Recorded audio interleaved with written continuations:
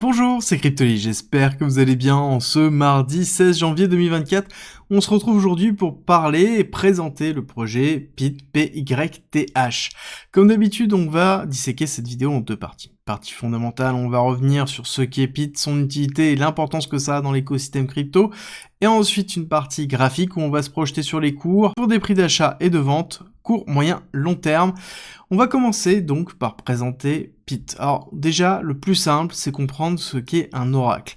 Si on doit parler de PYT, on va parler aussi de Link et de Chainlink, parce que les deux sont des oracles, et le but des oracles, c'est de fournir des flux de données aux blockchains.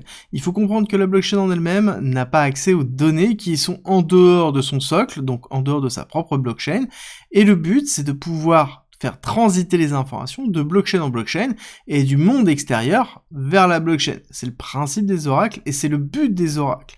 L'oracle a aussi pour vocation d'assurer que l'information est bonne, qu'elle arrive le plus rapidement possible, et c'est très important dans les blockchains, notamment si, par exemple, on est amené à faire du trading dans une plateforme décentralisée, cette plateforme doit être au courant de toutes les fluctuations de prix qui ont et qui se passent, en fait, partout. Et il faut que ce soit instantané, et que ce soit fiable. Plus c'est fiable, plus c'est instantané, moins il y a de risques de hack, et moins il y a des perditions entre les deux.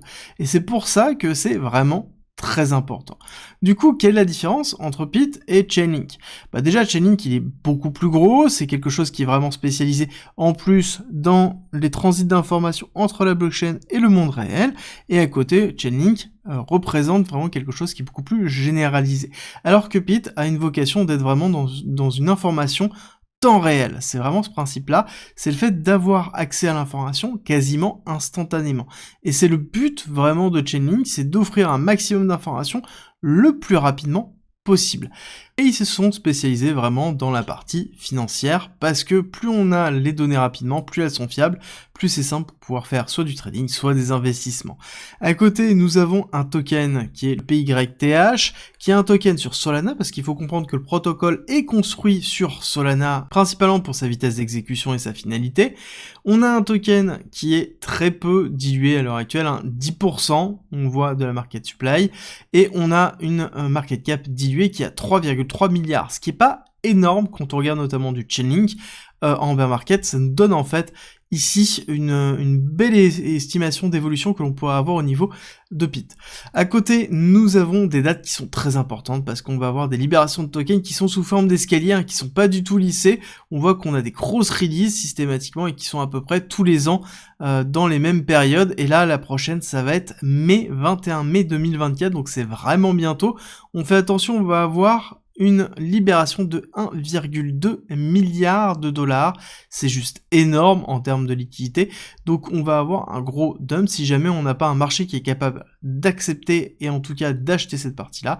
Encore une fois, je pense que la totalité ne dumpera pas, même si il y a une prise de profit qui aura lieu. Je pense qu'il y aura peut-être un tiers de ça qui sera vendu au minimum un tiers me paraît cohérent en termes de prise de profit, à voir ce qui va se passer au niveau du marché. En tout cas, c'est une date à noter, avant mai 2024, je pense qu'on aura déjà un PYT qui continuera à s'enfoncer avant de repartir à la hausse, une fois que ce sera fini, pour aller chercher globalement toute l'année 2024 et 2025, dans lequel on est censé avoir notre bull run.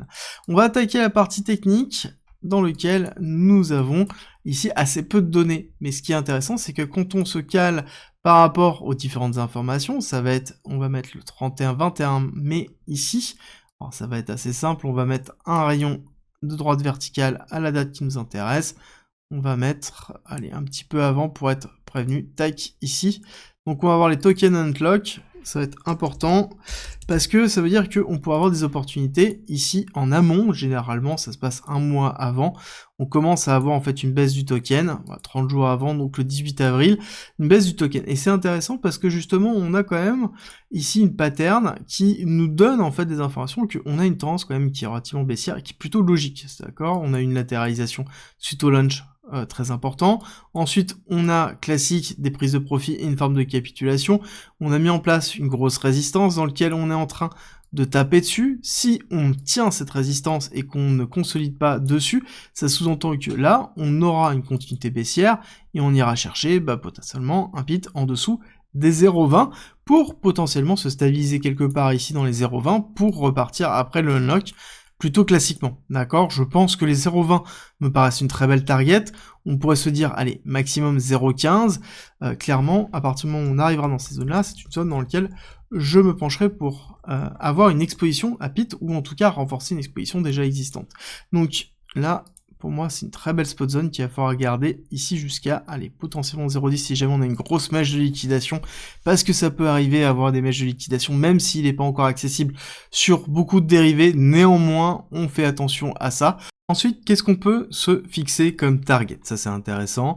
Déjà, quand on est sous une forme de découverte de prix, c'est assez simple. Il suffit de prendre un Fibonacci, de tirer le Fibonacci de haut en bas, et d'aller chercher les 1,618, 2,618 du mouvement. Alors, bien sûr, il va falloir repositionner à partir du moment où on se positionnera sur le bas du mouvement et qu'on aura, en fait, qu'on se dirigera vers une rupture de l'ATH. À ce moment-là, on aura les belles targets qui nous seront données, dans lesquelles on aura les targets d'expansion de Fibonacci, donc en découverte de prix 1,618, 2,618, qui sont des belles targets.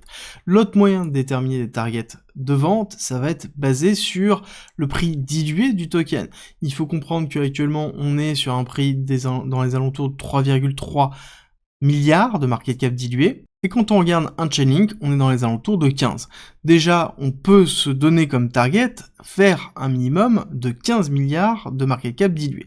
Première chose. Deuxième chose, ce qui va être intéressant, c'est se projeter par rapport à l'évolution de son concurrent, donc Chainlink, sur des évolutions de prix. Et déjà sur Chainlink, on a des évolutions qui peuvent être entre 5 et x10. Entre x5 et x10.